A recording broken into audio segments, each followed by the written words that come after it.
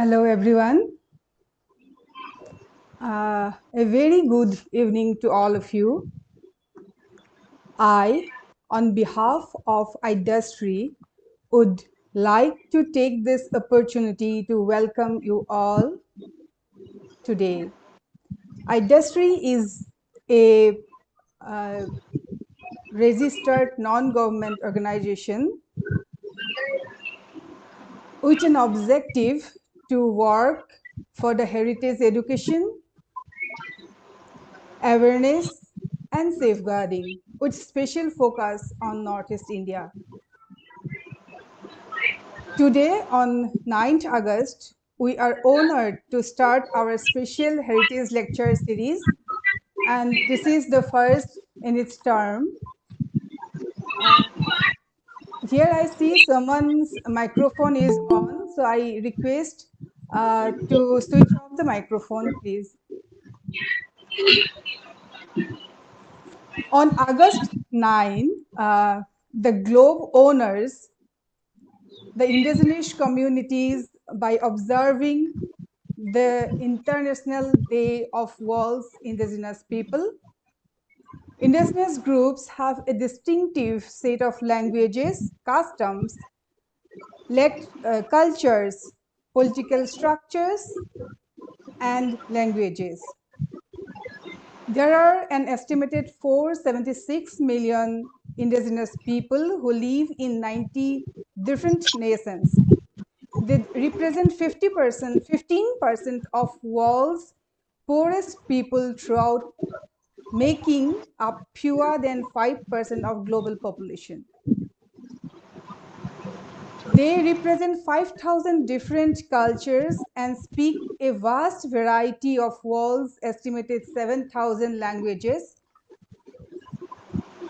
Numerous indigenous groups still operate on the same structure that were prevalent in the centuries ago. The unique relationship and connection of indigenous people with nature has also promoted environmental protection around the world.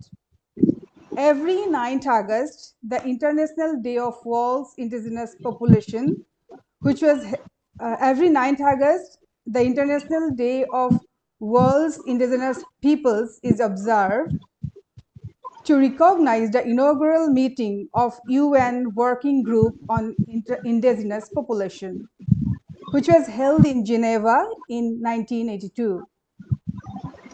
Every year there is a different theme, and with the same spirit, we are joining hands with the world today, and we have among us Dr. A.K. Das as speaker and Dr. Juri Gogoi as our moderator. Dr. Juri Gogoi is a faculty member of the Department of Cultural Studies, Tezpur Central University in Assam, India. She did her post-graduation in anthropology and obtained PhD degree on reproductive health of women in Upper Assam. Her postdoctoral research was on textile tradition of the boroughs of Assam. She had taken up research on food culture of ethnic groups of Assam and culture in the boundaries of India and Myanmar, etc.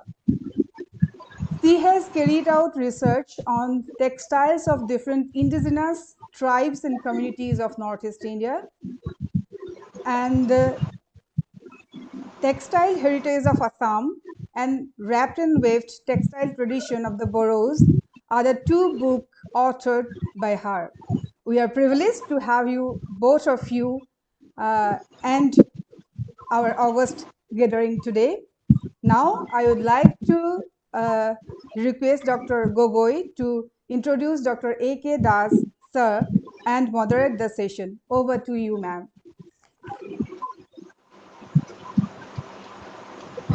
Thank you so much. Today, on the occasion of International Day of the World's Indigenous People, we are the Aadyashree, as Dr. Subra has said, that we observing International Day of the World's Indigenous People by inviting Dr. A.K. Das, Director, Lal Bahadur Shastri Memorial Museum, New Delhi, and he will be deliberating upon human geography of the Northeast India and eco-cultural integration. And before that, we would like to introduce Dr. A.K. Das to the August gathering. Dr. A.K. Das served National Museum Institute as Maulana Azad Chair Professor since 1996.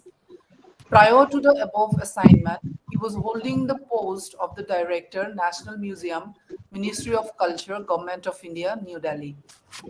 He also served IGNCA in the capacity of the coordinator of the Janapada Sampada Cultural Material Division. And during his tenure in the IGNCA, he initiated several important projects on art and culture, collection of artifacts, several exhibitions, both at national and international level. He was in deputation to IGNCA New Delhi for 3 years. During this time, he designed, developed, and displayed several exhibitions. The most prominent being the Deer in Rock Art, followed by the Call of the Log Drum. He was also associated with other major exhibitions such as the Rubbery, the Sayap Tool held in IGNCA during the period 1993 to 1996. During the second stint as the Tagore Fellow at the IGNCA in 2014, he designed and developed the following exhibition: Pasi, Everyday Art of Northeast India, and Digbani, Traditional Textiles of Northeast India. He has a PhD in cultural anthropology and trained in museology in India and abroad. He has specialized in tribal art and culture, including folklore. Besides, he conceptualized the National Museum Man and prepared the first blueprint at the initial stage.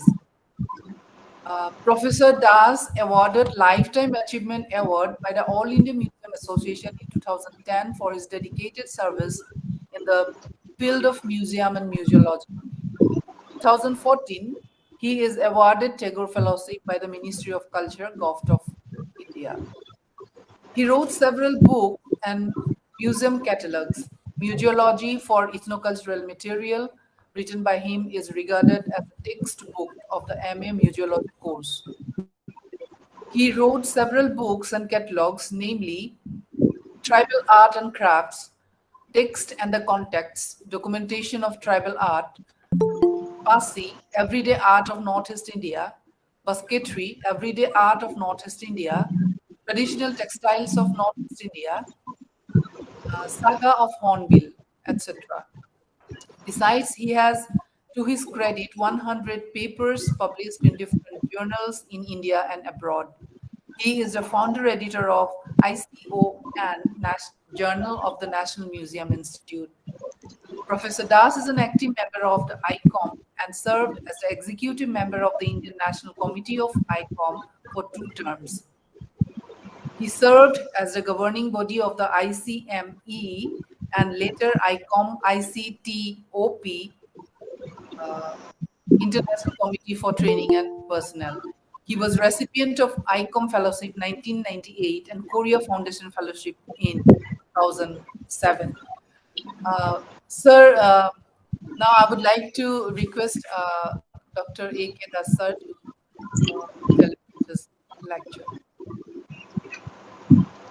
Thank you very much. First of all, I'd like to thank this organization, Aadyashree, headed by, I think, Subhra Devi, who was my student at the National Museum Institute. And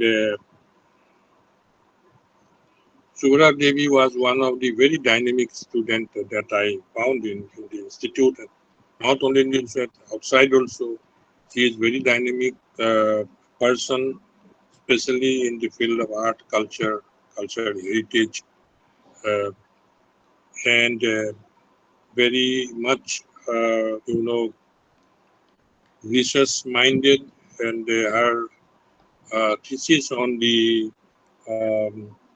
Assamese manuscript is one of the very important works she has done in this field. And then I am also thankful to Dr. Juri Gogoi, and for some time when I was working for the culture department at Tezpur University as a visiting professor. So I had the opportunity to work with Juri Gogoi, and I have found that she is one of the most uh, dynamic teacher and a dynamic researcher, and also a very good, person. As a person, she is a very good human being. So I am very glad that they are here today in this brief function on the occasion of the World International Indigenous Peoples Day.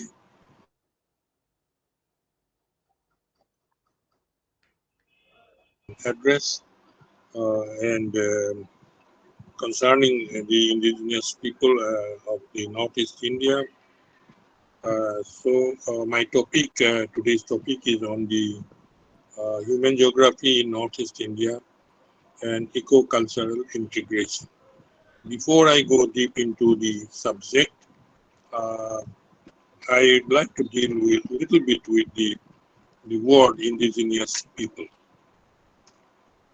I am very much uncomfortable with the term indigenous people. When we talk about India as a whole, this term in fact is a colonial construct. The Europeans, wherever they went and ruled over local population, considered them as third world entity, denigrating human status. No matter whether third world people were primitive or not, they were supposed to be inferior to the Europeans. This Western attitude could most probably be associated with the use of the term indigenous people now.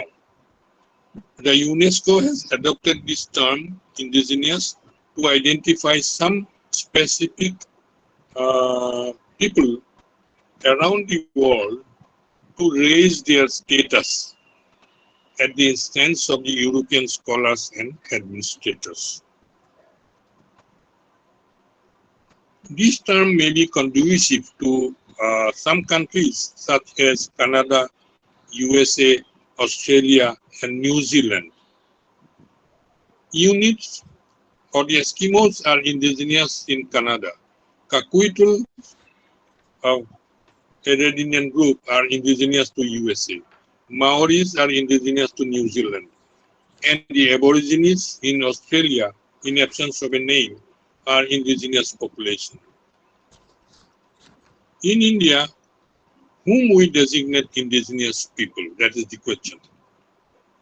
Oda tribe of Tamil Nadu or the Tamil Brahmins, Parsis and Bhora Muslims of Gujarat or the Nagar Brahmins. Whom we should call indigenous people in India is a critical question. It will open a Pandora's box. This term is in fact superfluous in overall Indian demographic perspective and situation. In India, it is difficult to determine who is indigenous or who is not. Hordes of people have come from outside and settled here and become Indian in historical time. Whatever the intention of the UNESCO, for India, it is a non-issue. For us, the World or the International Indigenous People Day has no meaning because every races that have come and settled at different stages of time have identified themselves as Indian. The heterogeneity at the grassroots level is camouflaged by an overall homogeneity when we talk about Indian people, and that is being popularly expressed as unity in diversity. Indus Valley civilization reveals multiracial composition from the skeletal remains. That shows that from ancient time there is a mingling of population of different strains and cultures in the subcontinent.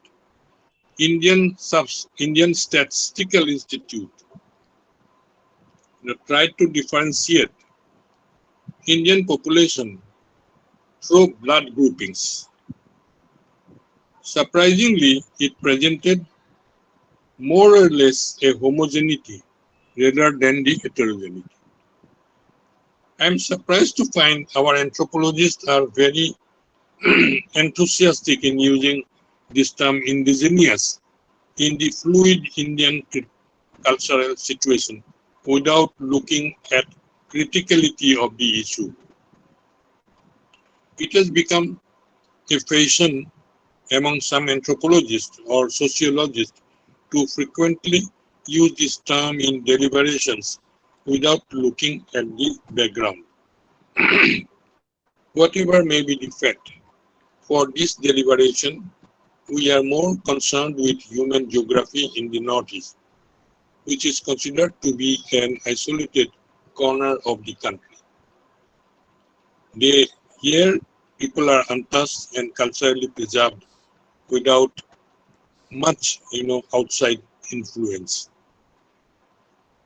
In the mainland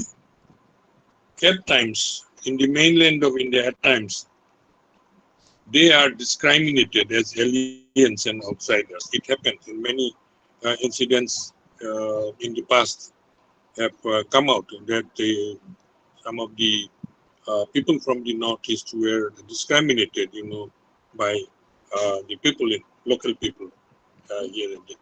Because there is a lack, it is because there is a lack of understanding and knowledge about human geography of Northeast India. Northeast India is basically a region dominated by tribal population. Out of some 450 tribes in India, there are about 100 tribal ethnic groups in Northeast India alone. Whatever may be the fact in Northeast India, tribal demography is an extension of Southeast Asian legacy. Similar lifestyle could be found in both the contiguous area regions, such as Mekong Valley or the Brahmaputra Valley. They show similar ecology and corresponding material culture that is actually the binding factor. There may be question about a few ethnic groups in the Northeast, such as the Khamti, Khamyang, Tai Turung, Tai Phake, Aitonia, as they have migrated about 200 years back, from southeast to the Brahmaputra Valley. There may be question, can we call them indigenous? 200 years is not recent. It is a long span of time for a population to become son of the soil. Kolitas, a Hindu caste, have come from Nepal. So as the Bodos. Are they not indigenous? Ahums have come from Yunnan in medieval time and ruled Assam for 600 years. Are they not indigenous? When we try to distinguish indigenous and non-indigenous in the Northeast, we have a dilemma. In this presentation, I am not using this term indigenous because there is a politics of representation attached to it. For me, tribal or non-tribal population inhabiting Northeast All are native of the region because they contribute to the concept of unity in diversity. Bengali population in Barak Valley are extension of the Sylhet, Bangladesh, which was part of India in pre-independence time. Are these people migrant or indigenous? These are non-issue because there is a continuous cultural exchange, creating an unity in diversity that has happened over the time. Keeping apart all these questions, it is important to know what is exactly the cultural landscape of Northeast India.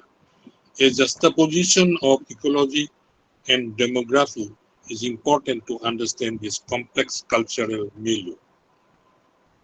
Cultural landscape of Northeast India is ecocentric. Ecological influence can be seen in cultural patterns if one travels from the north, extreme north to the south. And there is a four-tier eco-cultural formation that could be noticed here. In the extreme north, high altitude eastern Himalayan ranges culminating in sub-Himalayan Patkai Hills is the first layer in the human geography of the Northeast. This particular space is a fusion of Vajrayana Buddhist and traditional animistic worldview. Upper reaches of Kameng and Siang River in Arunachal Pradesh show socio-cultural and religious milieu of tribes adhering to Buddhism emanated from Tibet. Here everything is artistic. Chong, Gompa, Mane, Kakaliang Gate, Dharmachakra, Buddha statues of clay and wood, Tanka paintings on canvas, mural paintings on Gompa walls, carpets, textiles, beer, pan-Himalayan legacy. Pantomimes and mask dances, tradition of these tribes are interesting intangible manifestation of the Buddhist philosophy. So that is the northern fringe, and the middle and the lower altitude settlements in this area belong to the animistic shifting cultivators, believe in supreme being called Doinipolo. Doinipolo is the sun moon god. Doinipolo is a benevolent deity, therefore not appeased, but regards it as witness in the sky. Both must be taken in his name in their customary proceedings called kebat. Doinipolo is a widespread cult spreading over Subansiri, Siang, Lohit river tribal settlements in Arunachal Pradesh. Doinipolo folklore is a rich repository of oral tradition of this region.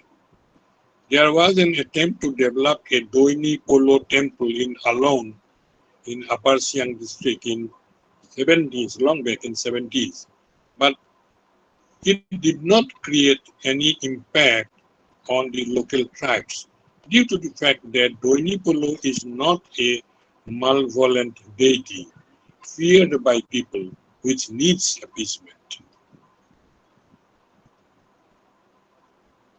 From the middle part of the eastern Himalayan, and when we move towards southeast, eastern corner of Himalayan, is continuing as Patkoi range, it reveals a cultural landscape completely different in its structure and function. Here there was a time when everything coalesced in the cult of headhunting. Headhunting connected to a network of institutions, namely chieftainship called Ang, or bachelor's dormitory or youth dormitory called Morang, and clan organization called Khel. That manifests, and this institution manifests in scores of creative expressions. War dances, tattooing, wood carvings, jewelry making, textile weaving, so on and so forth. In this cultural complex, religious values are overpowered by ethnic cultic dispensation and socio-political behavior of the people. Here there is no religious dictum, but social sanctions, such as Gena, to restrict unwanted activities.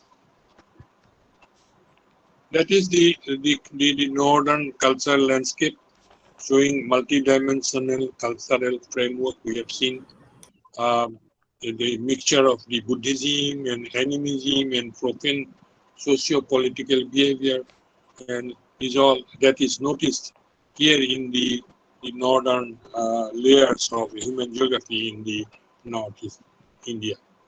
And here all the three facets are completely distinct, yet there is no conflict of any kind. Donipolo worldview has nothing to do with Vajrayana ritual practices, and at the same time, cult of headhunting do not contribute to religious belief in any way. Some way it is connected with secular belief in fertility cult. Now from the northern height, coming down, from the silvery height of eastern Himalaya, moving down from north to south, and as you come down to the foothills, there lies the vast plains of Brahmaputra River Valley running east to west. This is the second layer of human geography. Brahmaputra River Valley starts with Lohit River joining, Lohit River coming down from the eastern Himalaya, joining Dibang and Siang River, somewhere near Pasigat and Dibrugarh. And this, at this point, it becomes the Brahmaputra, and Brahmaputra River culminates at Nitai Dhubini Ghat in Dhubri, before entering Bangladesh and changing its name into Jamuna. In Bangladesh or in Bengal, the Brahmaputra is known as Jamuna, not as Brahmaputra. This part of northeast India is a melting point of multiple cultural milieu. It is a meeting point of Mekong Valley, Mekong River Valley, and Ganga River Valley cultural streams. This is also a tribal dominated region which was Sanskritized in pre-medieval time. Initially, influence of Tantric Hinduism, later on overwhelmed by Neo-Vaishnavism, have shaped the lifestyle of the ethnic groups since the medieval time. Animistic worldview still continuing side by side with Neo-Vaishnavism as an undercurrent. There is little difference of the tribal tradition when you look at the hill tribes in this particular area and the plains tribe, and yet what we find, the hill cultures are more preserved than the plain tribes culture. But there are tribes who inhabit hills as well as plains. In the plains, they are more influenced by the local ethnic Assamese Hindu populations. Christianity is penetrating in the tribal areas for last several decades, and the impact is gradual cultural globalization of the region. Some ethnic groups, especially the Thai Ahom, migrated from Yunnan in China in known historical time, has greatly impacted cultural landscape here. Interesting thing is that the Thai groups such as Ahom, who ruled over 600 years, have assimilated with the Assamese cultural milieu in totality, which is unlike in other parts of Southeast Asian countries.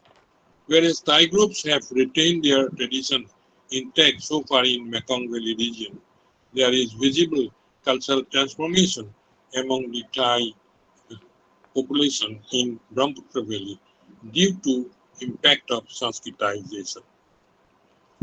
Now Ahom, one of the major ethnic groups in Assam, are trying to revert back to the original cultural milieu, trying to revive Thai language, revive ritualistic practices, adopting their Thai costumes, taking Thai names in place of Hindu names, so and so forth.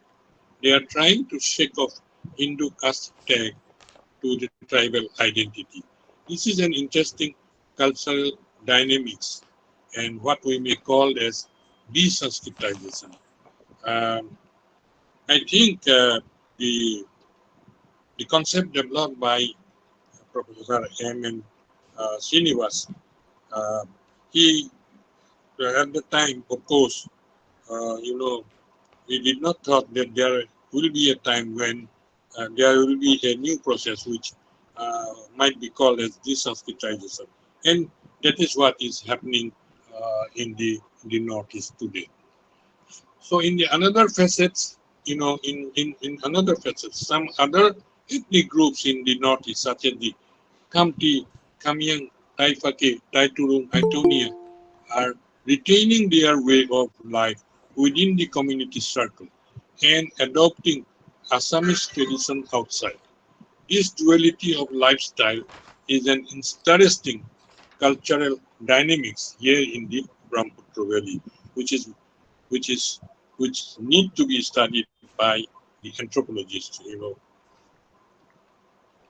So Brahmaputra Valley is an area of fusion of the northern, southern, eastern, and western cultural streams, giving rise to a multi-ethnic demography.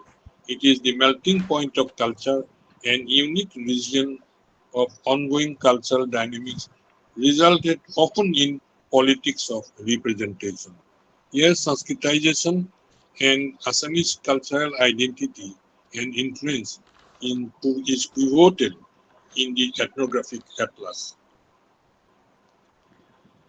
From Brahmaputra Valley, moving towards south, there lies the undulating hilly tracts consisting of Naga Hills, North Kacha Hills, Mikir Hills, Kasi and Jaintia Hills, Miju Hills, Tripura Hills, and the plains of Barak Valley. This is the third layer of human geography.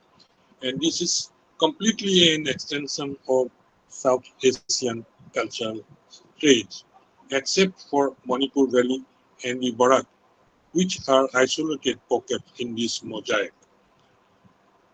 This area is fully proselytized and Sanskritization is localized in Manipur and Barak Valley. Bengali Muslim migrants in Barak reveals another cultural facet subjected to some kind of politics of representation. And here what we find that there is an identity syndrome. The Southeast Asian legacy here emanates from Mekong Valley, near at hand, as far as Pacific islands of Java, Borneo in the southeast. Mijus, Kukis, Khelmas, Karbis, Garos, Kasis, Riangs, etc. show more or less Mekong Valley cultural legacy, while the Nagas and the affiliated groups like the Wanchos and the Noctes show affinity with that of the Java Borneo cultural complex. Except for the language, Meiteis of Manipur have considerably transformed into Hinduized socio-cultural structure, adopting even caste system. In this cultural space, they are the distinct group.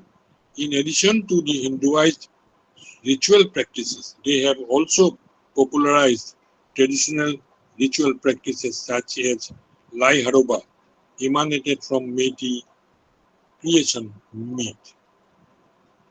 In this Pandora's box of inter-ethnic congregation, no one is indigenous and no one is outsider. The cultural landscape here will lead us to human geography, which could be divided into three eco-cultural layers complementary to each other. Barak Valley culture could be compared to the Ganga River Valley cultural milieu. However, some similarity with Brahmaputra Valley cannot be denied. Eco-cultural endowment and cultural proximity towards north Tibet and China, such as Tibet and China, or Southeast, such as Myanmar and Laos, and the West, the mainland of India, have influenced the way of life in this region. Here, demographic heterogeneity is overlapped by cultural homogeneity due to the influence of the overall ecology. Eastern Himalayan ranges, that is part of the Arunachal Pradesh, Vajrayana, Tantric Buddhism of the cattle breeders, and Doinipolo worldview of the shifting cultivators creates an eco-cultural dichotomy.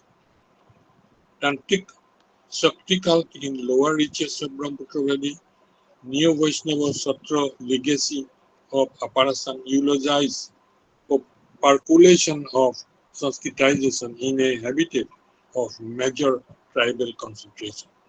In the hilly tracts of the south, chieftainship and headhunting cult ultimately manifested into a scores of tangible and intangible cultural properties, consisting of varieties of visual arts, performing arts, oral traditions that makes it a Southeast Asian extension.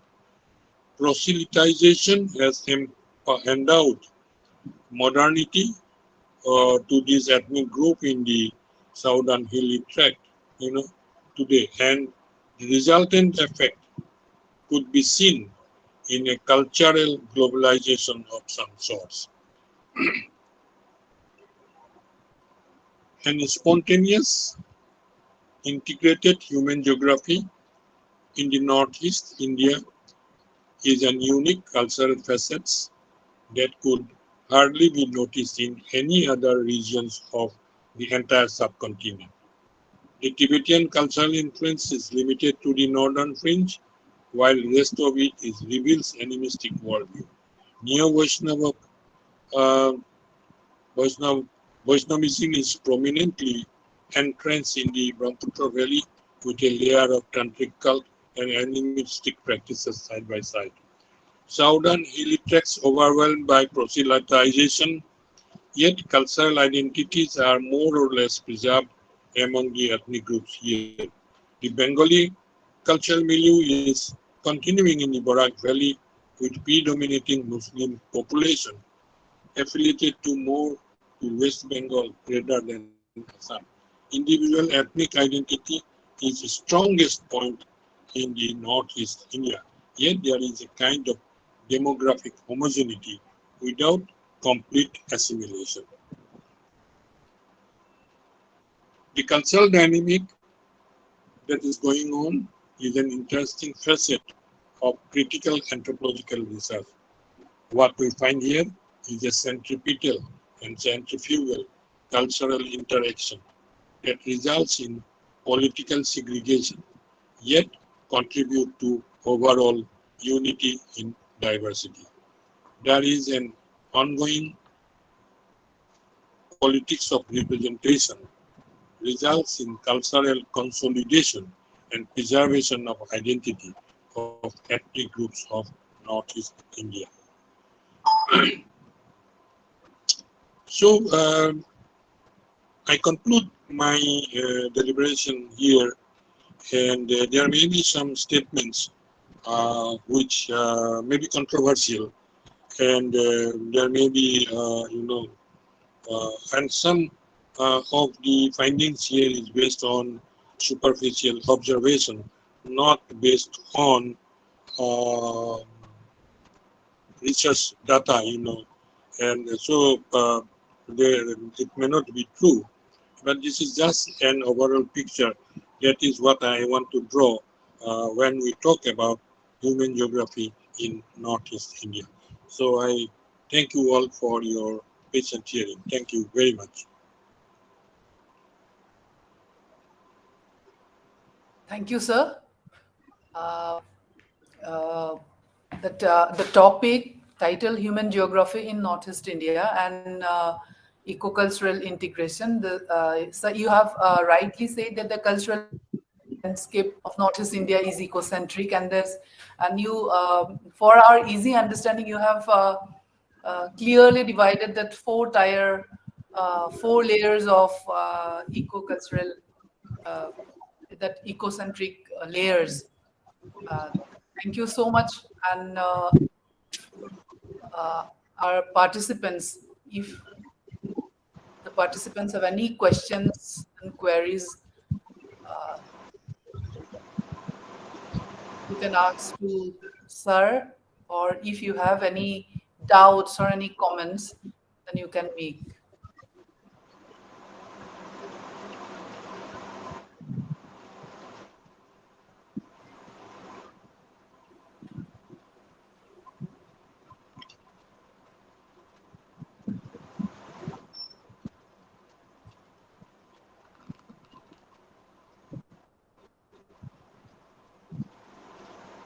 So if not, then may I ask one? It's not a question like, sir. Can you briefly tell about that? It's in second. I think it was in second layer that Mekong.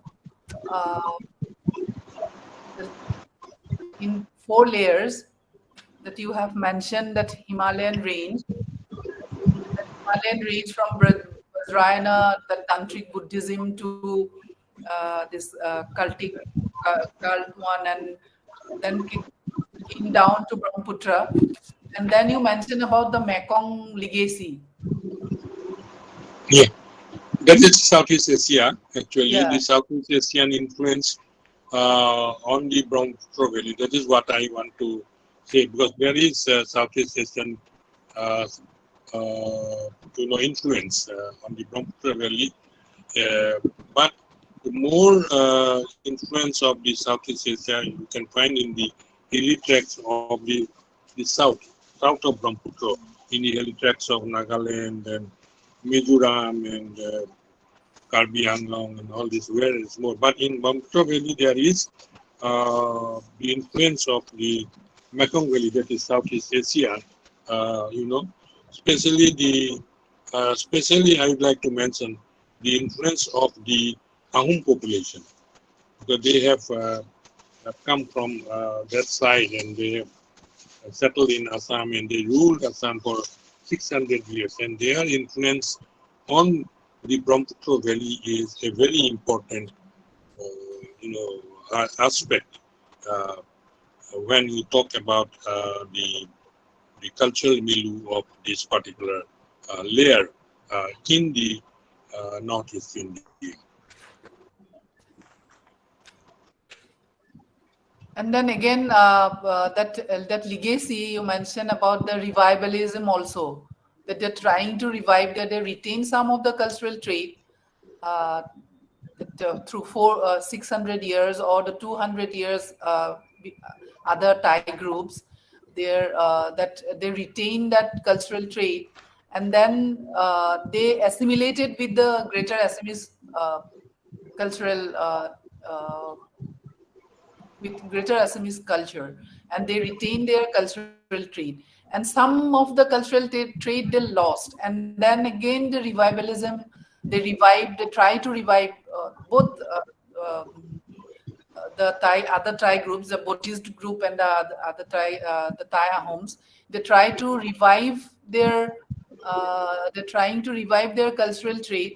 And now, at this point of time, uh, what is your view that when they're trying to revive their cultural trait, once it was lost, and now they're trying to revive, and now they're taking help from the Southeast Asian countries, but so whether it's whether that culture, it was there at that when they migrated, or now because of the revivalism or because of that politics, they're trying to go back to Southeast Asian countries and again trying to bring some of their cultures to this culture to our land.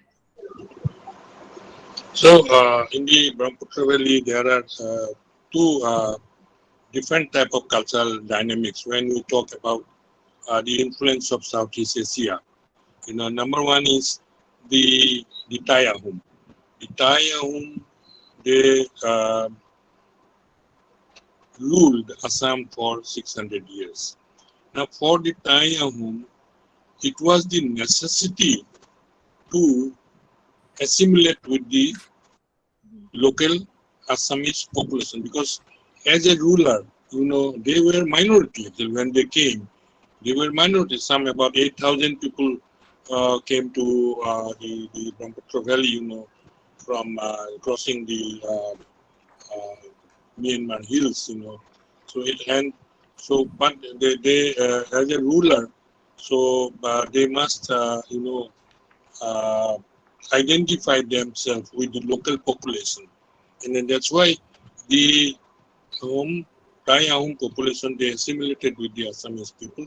It was a political necessity for them. But in case of other Thai ethnic groups like the Thai Kamtis and Kamyans and Thai Pakis, and for them, because they were not the rulers, they were just settlers. And so but there was again another type of cultural dynamism we find among these people. They try to retain their Thai ethnicity, within their community, and they try to,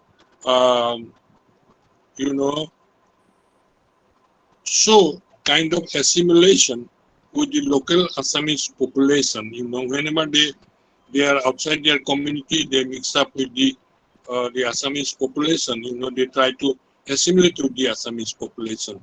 But when they come back to their community, they try to retain their original uh, cultural milieu. So this is a different kind of cultural dynamic in which these people they are trying to keep a balance, um, to safeguard their own culture, in a in a kind of a pocket of pocket where they are there and surrounded by other cultures, and the surrounding culture may influence, So this type of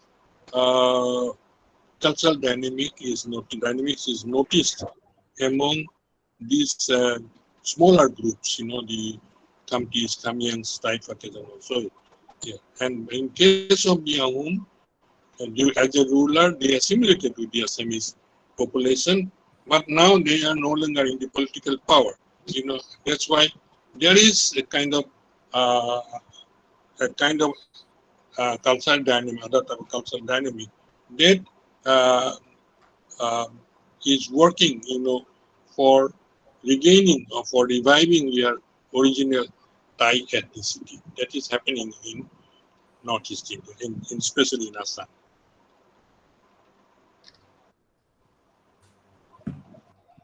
Yes. Thank you, sir.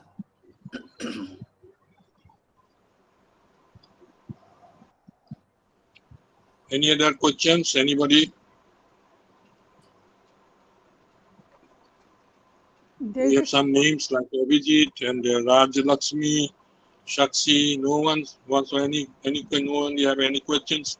there's a question in the chat box. What is the difference between Thai and Shan, if any? They are the same people. Only in both are the same. Shan and Thai, both people. The Thai San. There is no difference.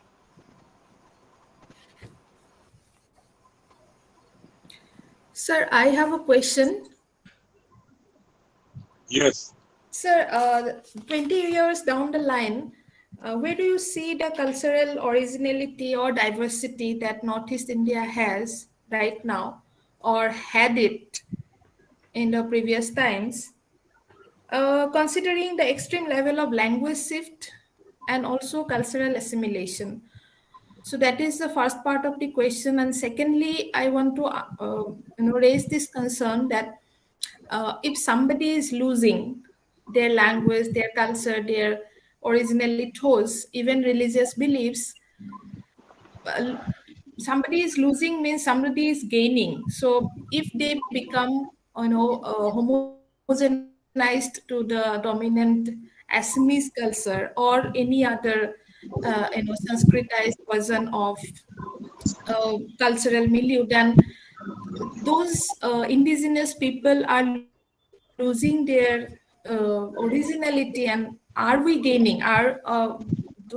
Is the dominant culture gaining from extracting out their diversity and mixing it up to their level of integrity, or whatever it is theoretically termed as? That is what, it's not a direct question, sir, but it's just a concern that attracts my mind always, because I work on language and language shift, and these things keeps bothering our minds all the time. So you have so many things in these two questions, and it's very difficult to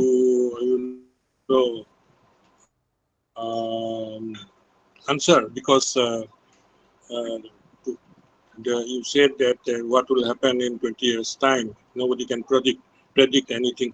Cultural dynamics has its own way, to work in a particular space, among particular groups of people, and nobody can predict. Like, as I told you, that M.N.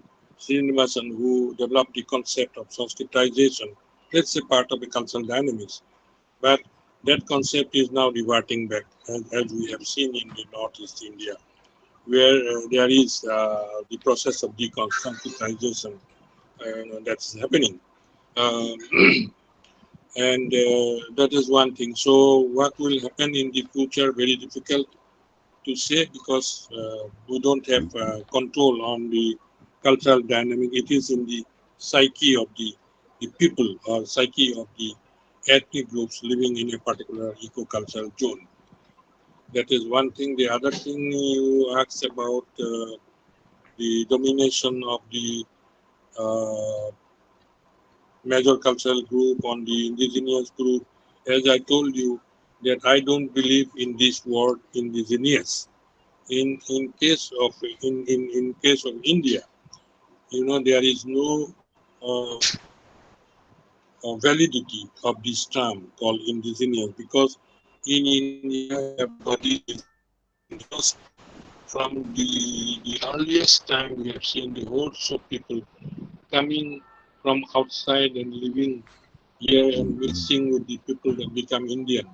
So here we don't believe in this colonial construct called indigenous people, uh, because our anthropologists are very happy to call our tribal people as indigenous, So, but I don't agree, because Todas of Nilgiri Hills in Tamil Nadu, they are a tribal group. They are as indigenous as the Tamil Brahmins, who lived in the place of the Tamil Nadu, Tamil Brahmins. So the question of indigenous or the non-indigenous is a non-issue in the Indian context. Here we have people uh, have come and assimilated over the time, and everybody become indigenous. We don't discriminate the indigenous or non-indigenous. We only call them as Indian, the Indian people, and we are not the British or the colonial rulers to call some people indigenous, some people non-indigenous. And that's why the question of, the domination of the major culture does not arise. The diffusion, which happens, is a spontaneous process. It is not because of the domination of a cultural group. Diffusion is voluntary. It is the people accept, certain changes, and so they accept the changes, and so they will find the diffusion works in that particular group of people or particular space. So these are the spontaneous things, and nobody forces, on any group. But that question of domination, of cultural domination, I don't think it has any validity.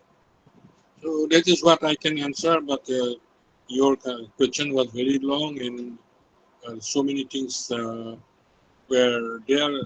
and it's not possible to, prepare a systematic reply to it. So thank you for redefining the term indigenous and your responses, which was of course very apt. What I wanted to know, clearly defined and said that shift is voluntary and cultural adoption is voluntary. Now there is one very simple question again, sir. You and Juri ma'am both have talked about revival of cultural traits.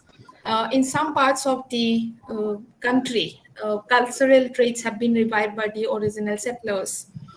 I take example of the missing community here, who have traveled and settled in various parts of Assam, as you know, sir, in between 12th and 13th century. But now they do not live in their original, architectural, type of koreokum, which is known as sanghor in Assamese, the stilted houses. But they have now done a massive shift to urban areas, most of them, and they now construct, even in the villages where they originally settled, concrete houses. Originally, they used to serve apong, the rice beer for the missing community, when there were guests. Now they do it only in restaurants, when missing kitchen and all. So those traits are revived, but at a commercial level, but not at a household level. They do not, offer you apong when you go to visit them in today's world. Not to the villages I'm talking about. I'm talking about the urban population that have settled in, cities like Guwahati or elsewhere, even in Tezpur. So this revivalism is also very dicey at times, I see, and maybe it is confined to some commercial domains or platforms only, not at a holistic level. This is just my observation, sir, just to add to what you have already discussed with madam. Yeah, your observation is, I think, okay. The machines, they have just, left their mountain abode in Arunachal and settle in the plains, and because of an ecological change, because they were living in the high altitude mountains of Arunachal Pradesh in the past, and then they have come down to the plains, and they also settled in a marshy land, So there is a, complete, ecological change, and because of that, some cultural change definitely happened, among the missing populations. That is uh, uh, that has been, studied by the anthropologists, and the missing populations, they have also faced the sensitization. They have taken to the Hindu religion, and they have taken to the way of life of the peoples, in the plains, and yet they have retained, some of their traditional things, like belief in the Doini Polo. The belief in the Doini Polo is still in existence among the missing populations. Although they are Hindu, some of them are Vaishnavas, and some of them are, this followers of Shastri religion, and so they follow various rites, rituals, and even they follow the certain fairs and festivals, which are very similar with the uh, local non-tribal population. And some kind of, the politics of representation is there, and that is a part of the, the cultural dynamics that happens in any ethnic groups, in any ethnic, anywhere in the world, in any ecological area, and there again, as I said, it is always spontaneous, and where it is the voluntary action of the people, in such cultural dynamics. And so it's very difficult to predict anything, in such a situation.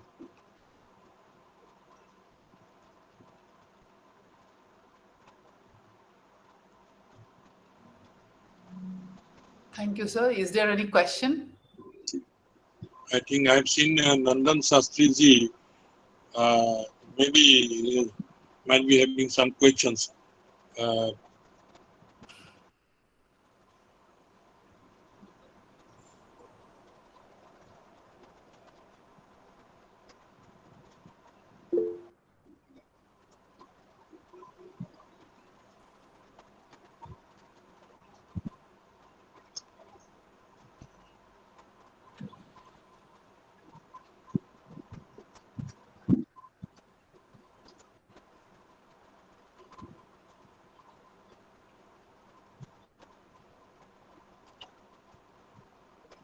Sir has written not so far. Not so far. Okay, no problem. Okay, if the participants don't have any questions or any comments, then I would like to thank Sir and Aadyashree, and it's over to you, Dr. Sriva. Thank you, ma'am.